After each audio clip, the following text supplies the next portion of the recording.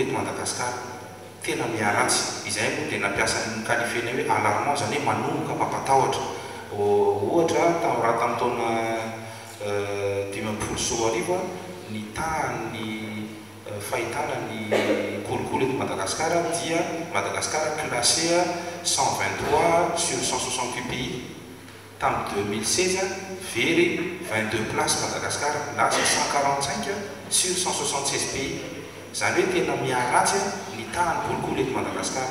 Dia nanomboka nandinika izahay Transparency International hoe inona no mahatonga an'izany. Dia nieritreritra zay hoe move ny faharatsian'ny karama na ny tsy fisian'ny fangararana ny karama ny mpiasam-panjakana satria secteur public ny resaka no mahatonga an'izany faharatsian'ny tahan'ny kolokolo zany hoe les tendances ny kolokolo eto Madagasikara. Dia izay nahatonga anay naka-hevitra hoe nandao mba ho an'ny tanina ny olona tsotra ny mpianatra sisa hoe ohatrany ahoana ny fahitany zareo an'izany kolokolo zany raha ohatra ka manodidina ny karama ny mpiasam-panjakana no resana. Araka ny voalazako teo misy toerana maro samihafa efa nandalovanay nangalanay hevitra mahakasika n'ity tahan'ny kolokolo eto Madagasikara indrindrandrindra moa zany manodidina ny karama mpiasam-panjakana. Nivoaka tamin'izany dia tsapa zany fa mieritreritra ny akamaroan'ny vahoaka malagasy izay nanontanianay fa ny ady amin'ny kolokolo dia tsy any tsirairay tsy any be sy ny maro fa any fanjakana amin'ny alalan'ireo institution publique toy ny hoe Bianco, Samifina sisa izay ny fahitan'ny olon-tsotra anazy. Mety mahatonga azy miteny zay ngamba me fefa reraka izy dia ozy izy hoe reraka fotsiny zay ny andeha hiteny hoe kolokolo nefa le izy tsy zavatra miova. Izay aloha ny voalohany. Ny faharoa ihany koa dia miaratsy hatrany ny pouvoir dasady zany hoe misy fifandraisana amin'ny toe-karenantsika ny mahatonga ny maharatsy ny tahan'ny kolokolo eto Madagasikara. Ny fahatelo satria resaka karama mpiasam-panjakana no nieritreretina hoe mety mahatonga ny kolokolo ve eo amin'ny mpiasam-panjakana dia nisy nanome sosokevitra hoe sao dia tokony atao mitovy zany hoe aliment grille indiciaire tokony tsisy an'izany hoe mety misy manko sehatra mpiasa any amin'ny sehatry ny asa-panjakana izay mitovy ny kategoria na ny cadre sisa nefa ny grille indiciaire tsy mitovy noho ny fisiany atao hoe statut particulier. Io zany dia misy mieritreritra fa noho ny fisian'ny kôro vitsivitsy eo amin'ny raika amin'ny telopolo raha tsy diso amina kôrona 500 sy 100 dia manana statut particulier. Hany ka reny zavatra reny miteraka ihany koa fikorotanana zany eo anivony ny tontolo ny asa mpanjakana.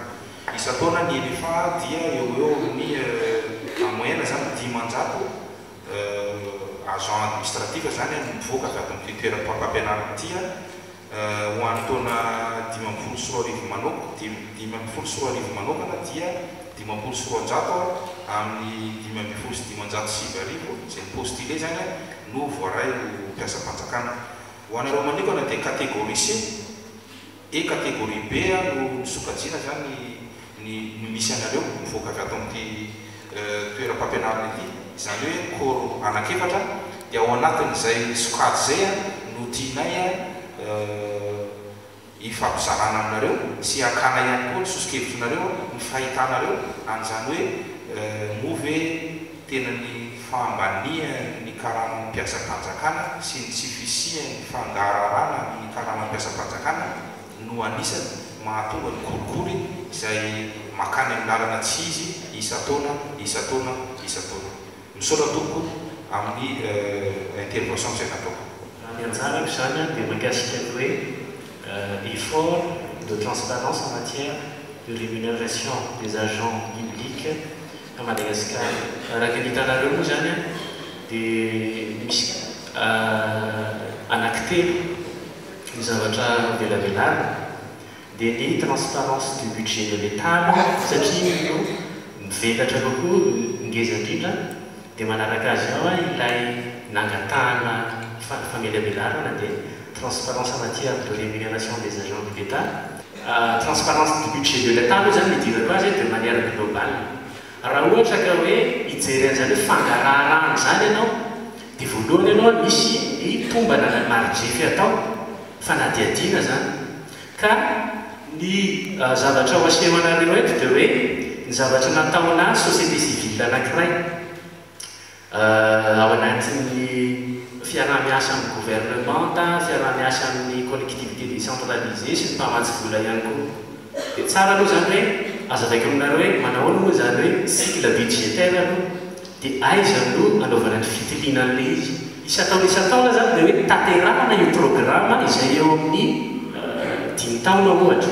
Ny programme de 2015 à 2019 angano izay ho an'io programme national pour le développement.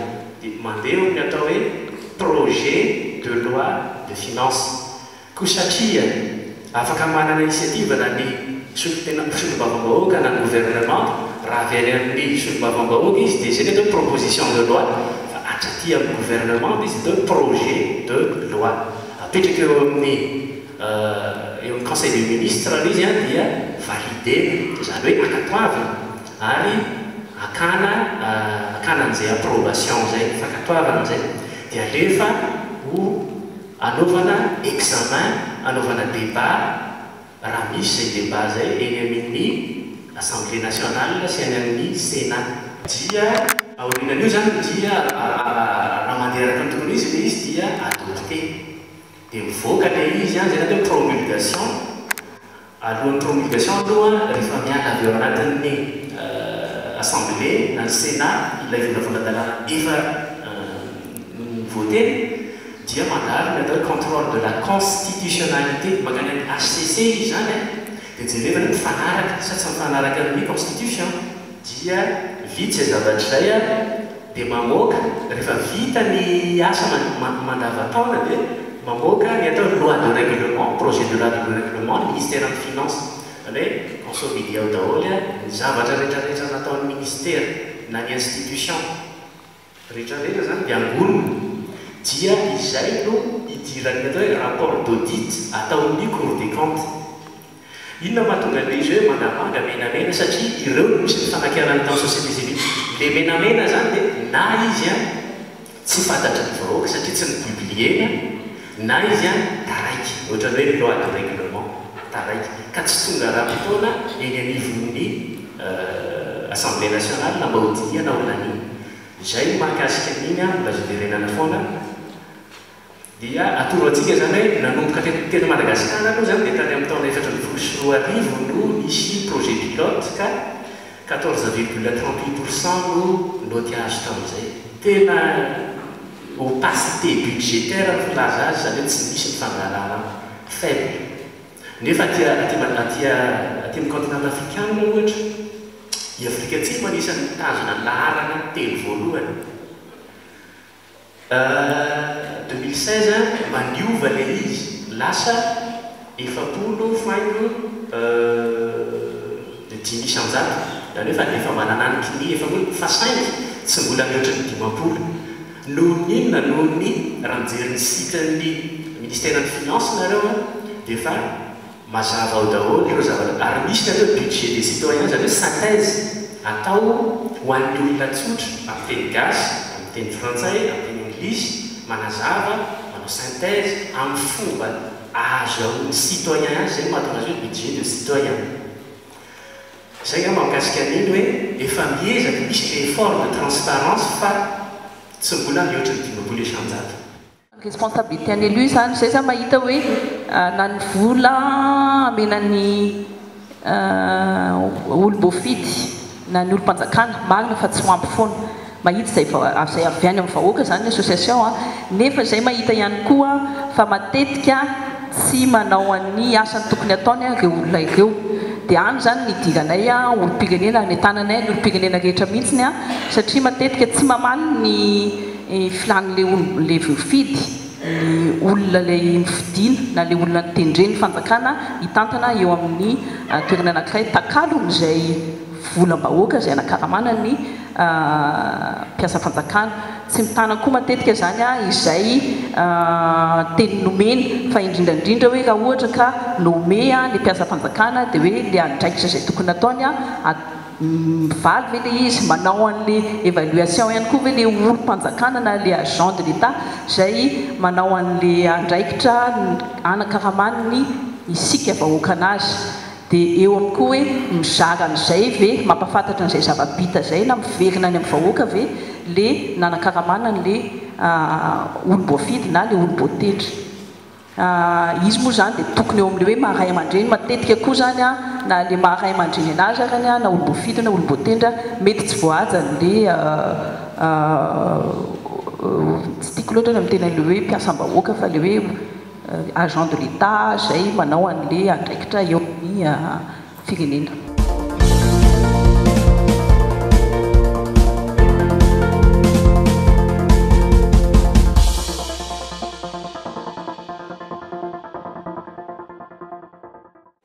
Tsy mahatsapa be ny transparency internationale fa arakaraka ny fichirana institution de contrôle no mampirongatra letsotra.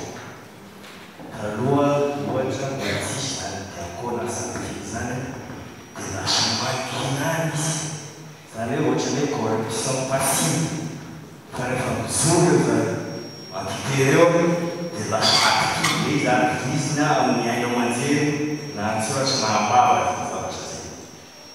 Zay fanontaniana ho any namana amin'ny Cour des comptes resaka ianao teo momba ny loi de finance rectificative sy loi de règlement. Tsy mahatsapa be nareo fa ohatra ny fiazaran'ela tsy ihany i loi de règlement satria efa tara be efa lany eo ny fanjakana zay vao pasopasoina. Dénomination tsy maharenanao manina transparency internationale izy fa tsy national. Tiako tenena hoe misy pression internationale avy eo amin'ny Madagasikara ny fanaovana. Dia maninona tsy misy pas ny mamoaka ny indicateur de résultat rehetra en corruption fa ny organisation internationale. Misy taza avoakanareo teo 2014 jusqu'à 2016.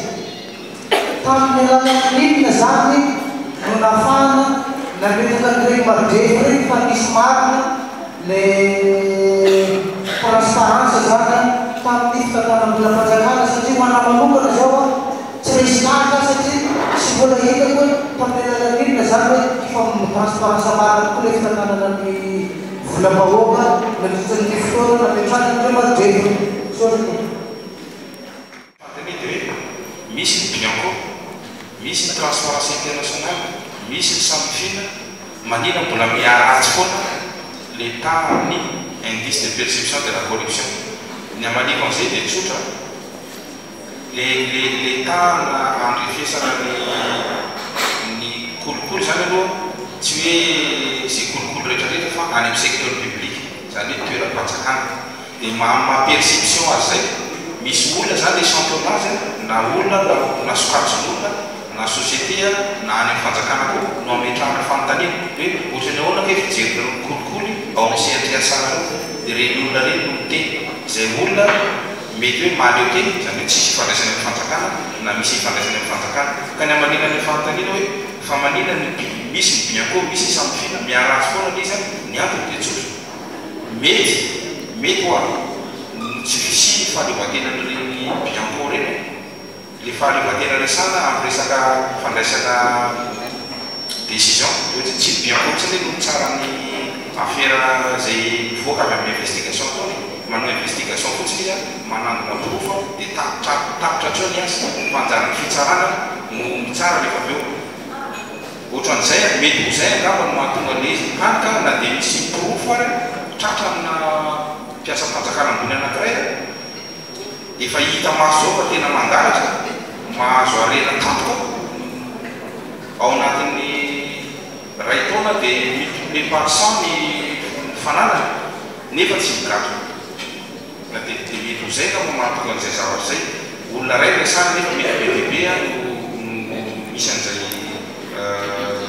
toejavatra zay mikasika ny comparaison internationale l'indice de perception de corruption zany dia tena misy comparaison zany hoe ny analyse ataon'ny organisation internationale reny ny paramétrage zay ao ataony tsy hoe paramétrage spécifique à Madagascar fa misy paramétrage international zay itovitovizana amin'ny firenena hafa dia ino no entina ampiasana eto Madagasikara anaovana comparaison na ny analyse ataona eto ary misy analyse international ny angoana aloha zany tsisy analyse international satria ny hevitra reo no alainay izahay zany neutre ao anatin'le processus tsy mamoaka ny hevitra fa ny hevitra reo no avoakanay avy eo any amin'ny farany misy karazana restitution karazana fa tena restitution globale amizay avoakanay dia anaovanay analyse international zay dia atolotray amin'ny fitondram-panjakana ny gouvernement hoe zao tokoa ny zavatra mivoaka atotakevitra mivoaka mikasika ny initiative andraisinay hoe move ny tsy misy fangaraharaha ny